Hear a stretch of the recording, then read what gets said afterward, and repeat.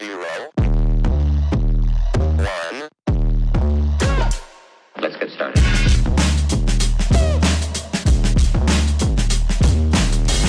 Hello, Inspires. Let me ask you something that might hit closer to home than you expect. What would you actually own? Not in legal sense, but in legacy sense. Your business, your influence, your identity, do they exist for your name or for the people you elevate? This week on the Think Letter, our video Think Letter, I had the chance to sit down with someone who has redefined what it means to lead with ownership without holding on too tight. Her name is Mirin Oka. And for the last 31 years, she's built one of the most respected swim schools in the country, certified as a B Corporation, transitioned to employee ownership, and just last year started again, not from scratch, but from calling. In our conversation, we unpacked 3 powerful leadership insights: how to amputate control to elevate trust through a radical move to employee ownership, and why reinvention isn't one and done, and how leaders in the renewal phase must prepare for their next reckoning, and how purpose becomes fuel in high-stakes transitions when strategy isn't clear and the outcome isn't certain. Whether you're a founder wondering what's next, a CEO navigating turbulent waters, or a seasoned executive sensing the next shift before it arrives, this one's for you. So pour a cup of coffee or get some tea, lace up your shoes for that walk, and let's dive into a story of leadership, legacy, and letting go. Let's begin. Part number 1, ownership is a mindset before it's a model framework. What do you do when the business you built, brick by brick, breath by breath, starts asking for something more than you? What happens when the legacy that you want to leave doesn't fit into a contract or evaluation? These are the questions that we don't know or ask enough in leadership circles. And yet, they're the questions that separate the owners of a business from builders of a legacy. That's why I asked Mirin Oka the question. Transitioning Oka Quadrants into an employee-owner trust was a significant move. What challenges did you face during that process, and how did resilience shape your path?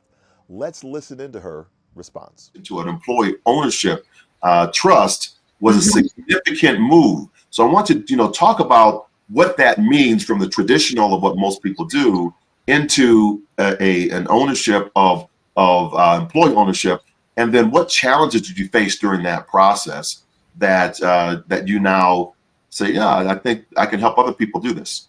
Oh, absolutely. Well, we're super excited. Last year, we did transition the company to 100% employee ownership through an employee ownership trust. We celebrated our 30-year anniversary last year. But when I hit about 25 years in business, that's when I really started thinking about what is next for this business? What is going to happen? And we were actively approached by private equity. And I saw some of the things that I knew if we went in that direction, maybe the business would have changed. The culture might not have stayed the same. All of the social and environmental responsibility things might not have stayed with the company. So I really wanted to get it into the hands of the team members who had built this company and who were the most passionate about it. So before we decided to transition to employee ownership, we started working on them to be ready to be employee owners. So we did a lot of personal financial literacy. We helped them understand, budgeting for their own personal finances. And then once they gained confidence in their personal finances, we could start to teach them business concepts. So for the last 3 years, we've practiced open book management. And so they've seen the income, the expenses, the decisions we make, why we make certain decisions. And that has been really great. It's helped them be accountable. It's helped us make decisions that are in the best interest of the company and in the best interest of the team members. And then we have also given them a lot of opportunities to help us make decisions, to give us input, to give us feedback on certain things. So when we actually transitioned last year, it wasn't a complete shock. It's not a light switch that you turn on and suddenly everybody starts to feel like an owner when you transition to ownership. You have to build in that culture before. Let's unpack what Miriam shared, because it's a blueprint for a mindset shift that we all need. Miriam just didn't hand over stock certificates. She handed over trust. years before the legal documents were ever signed. She told me, when I hit about 25 years in business, I started to ask, what's next for the company? That's the reckoning stage of resilience action model. The realization that legacy requires reinvention. And with private equity knocking, she faced a choice: sell for profit or preserve for purpose. And she chose purpose, and not just any purpose, a purpose her team could actually own, literally. But she didn't flip a switch, she built a foundation. She taught financial literacy. She opened the books. She let the employees see it. She practiced transparency. She made space for feedback. For 3 years, she let her team grow into the ownership mindset before the structure ever changed. That's resilience in action. The renewal stage, releasing control to elevate collaboration. Miriam said it best: it's not a light switch that you turn on. You have to build the culture before the ownership. That's gold. Because here's the truth. Ownership isn't a legal move, it's a cultural movement. It's not about transferring equity, it's about transferring belief, about instilling the idea that this belongs to us. Think about this case study, and it works. Just look at Publix, the U.S. supermarket giant. As an employee-owned company, their workforce isn't just compliant, they're committed. Their service is consistent. Their culture is strong. Why? Because ownership drives outcomes. It fosters alignment. It multiplies meaning. Here's why this matters for you and for me as leaders. Whether you're leading a team of 10 or 10,000, the question isn't if you'll have to let go, it's how you'll prepare your people to carry it forward. You don't get a legacy by luck, you build it on purpose. So let's get ready to hear part number 2. And if this is of interest to you, remember, each month we have a live coaching session. It's going to be in the Elevate Life Executive Strategy session. So make sure that you get into the premium group today, not for the $5,000 value, but just for $297 right now for the rest of the year. All right, let's get into lesson number 2. Part 2, reinvention isn't a one-time deal, it's a lifelong discipline. So we often think of reinvention as a single cinematic moment, a phoenix rising, a light bulb going off, a fresh start. But for those of us in long-haul leadership, 30 years in, still creating, still contributing, reinvention isn't a one-time event, it's a rhythm. That's why I frame personal growth through my RE3 action model. Reckoning, when you realize the old ways won't work. Re-envision, when you dare to envision something new.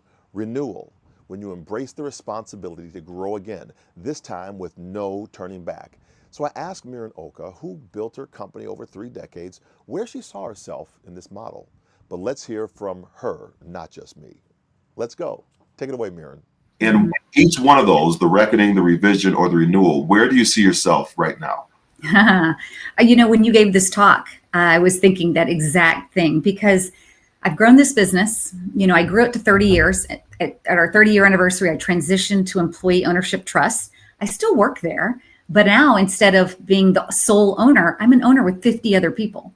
So, I am in this new spot in life. I'm still the CEO, but boy, the team has taken it and they're running, they're going. And so I started a nonprofit in the summer. And now I think it's this kind of revision renewal part. I don't know about the nonprofit world. I'm having to learn all this stuff. I'm having to figure out what's next and what I want to do for the next 50 years, And I really do think that this talk spoke to me because I'm in that process. It's not as a new business. It is as a new business, but 30 something years later. And it's figuring out where I can make the most impact, where I can continue to live my purpose, and how we can make, a difference in the community. And so that has been what I've been spending a lot of time on, and just really focused on that next step in life. You see that? Miriam didn't hesitate. I'm in that revision renewal part, she said. And then she said something that hit me like a lightning bolt. Quote, I've grown this business for 30 years. I'm still CEO, but now I share ownership with 50 other people. The team has taken it and they're running. So I started a nonprofit this summer. Isn't that amazing? Now pause right there. That's the quiet voice of listening for the next reckoning calling. She's not just basking in the success of a succession plan. She's asking the deeper question. What next? Where can I continue to live my purpose? That's the hallmark of a leader in renewal, not someone resting on their wins, but someone willing to retool, relearn, and ask again. What needs me now? She admits she doesn't know the nonprofit world. She's not the expert. She's giving herself what she calls grace and space to grow again. Leaders, listen, this is gold. We think we need to know to lead, but sometimes we need to unknow to grow. This is the renewal moment when your back is against the wall, not in crisis, but in calling, and you choose to stay in motion rather than maintain your momentum. Here's why this matters. So many leaders reach a pinnacle and try to preserve it, but the most impactful ones, they repurpose it, they reinvent, not to stay relevant, but to stay responsible. So think about the case study with Satya Nadella at Microsoft. He didn't just revamp products, he redefined culture. And when he succeeded, he asked the next question: how do I keep learning? How do I keep making room for others? That's renewal. That's building legacy. So here's your call to action. Where are you in your RE3 journey? And what's calling you to enter a new reckoning? If you've been in the game for decades, maybe, just maybe, this is your moment, not to restart, but to redefine. Always look for the next Elevate Life Executive Strategy session where we'll identify your renewal lane and prepare you to answer your next calling with clarity and courage. Reinvention, it's not a luxury, it's leadership. Part 3, purpose is the power source for perseverance framework. Let's be honest, leadership isn't a straight path. It's a series of pivots, roadblocks, and gut checks. And when you're in the middle of high stakes transition, new markets, new models, new life chapters, you need more than tactics. You need something that will pull you through when motivation runs out. And that's why I asked Miran Oka, you build aquatics from backyard swim lessons to a thriving multi-location swim school. What was a pivotal moment and what helped you push through the high stakes challenges along the way? Here's her response. That are in high stakes transitions, those that are facing challenges, change. I mean, you're in a high stakes transition, you got a baby coming on the way, you're 19 years old. What do I do? And you start building. Building aquatics from a backyard swim lessons to a multi-location swim school, it required navigating numerous high-stakes transitions. Can you share a pivotal moment in the journey and the strategies that you employed to manage it successfully?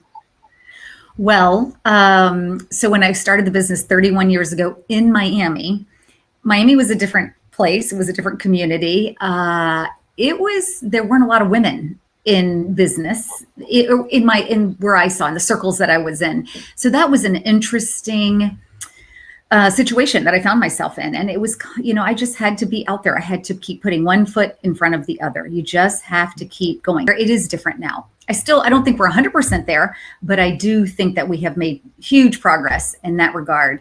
And it just required getting up, doing the work, putting one foot in front of the other, and just keep going. Really the most important thing for me as I was growing the business was to have a strong purpose, because on the days when I wasn't feeling, getting up and doing this, purpose pulls you through it and it gives you the fuel to persevere when the days are really challenging or when, the work is overwhelming. It really does help you. So I'm very lucky. I have a really amazing purpose. We save lives by the work that we do.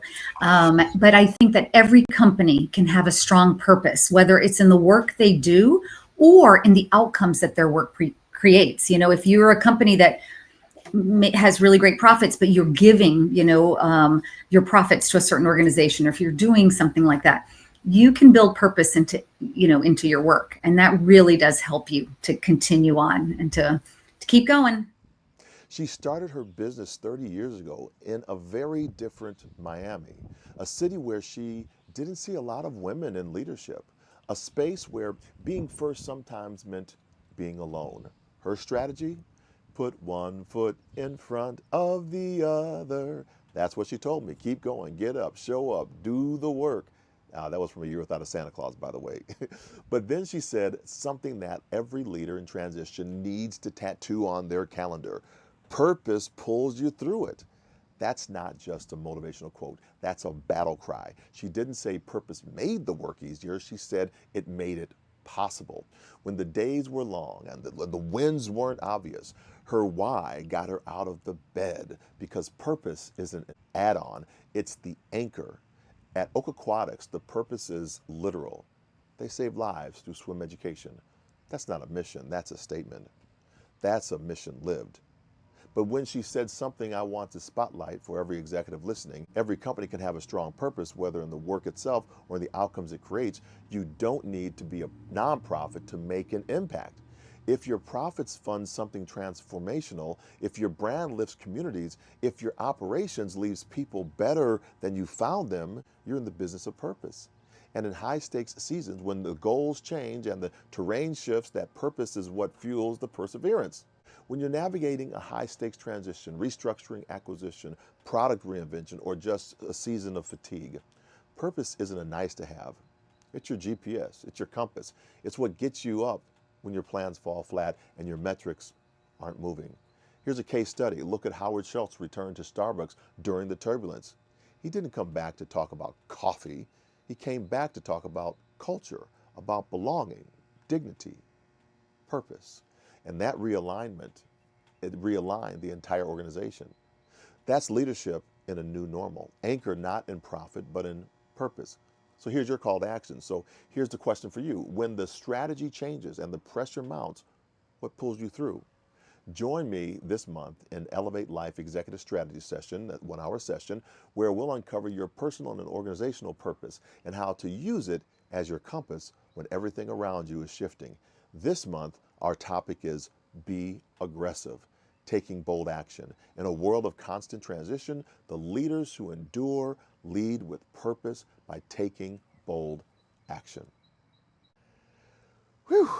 If that conversation stirred something in you, it was meant to. Because here's the truth. Most executive rooms won't say it out loud. We don't outgrow leadership. We outgrow versions of it. And like Mirren, if we're brave enough to listen, those outdated versions will whisper to us when it's time to evolve again. Yeah, you don't have to know all the answers. You just have to be willing to learn again, lead again, own again. That's what the Elevate Life Executive Strategy Session is for. It's where we take these insights and get to work applying them in your culture, your career, and your next chapter. It's not theoretical, it's transformational. So if you're ready to elevate through ownership, through renewal, and through purpose, come on and join us. Your seat is waiting at the table. And if this episode meant something to you, send it to a fellow leader who might just be carrying too much, trying to hold it together when what they really need is to let go. Next week, we're diving into another story of vision over visibility, how one leader chose obscurity to build longevity. Until then, remember, you don't have to be perfect to be powerful. You just have to be present and willing to elevate. Go forth, inspire your world. My name's John Register. We'll talk to you soon. Bye for now.